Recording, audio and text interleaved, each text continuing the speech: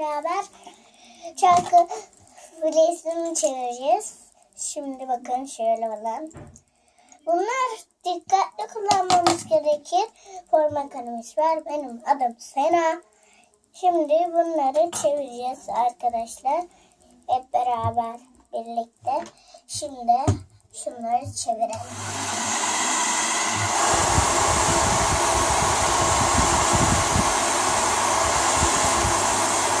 Böyle yapmamız gerekir arkadaşlar.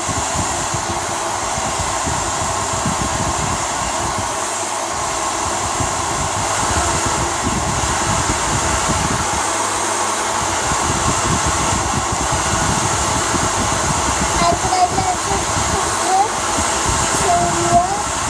Bunlar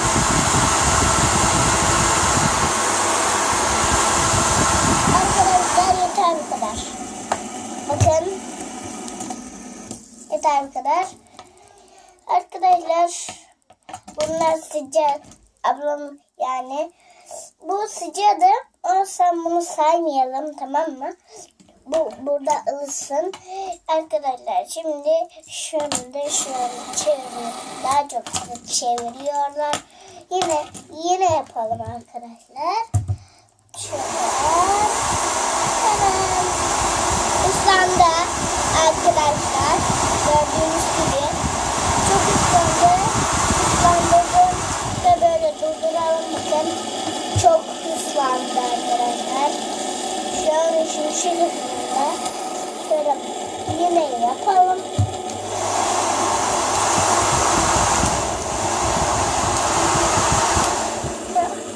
Tamam.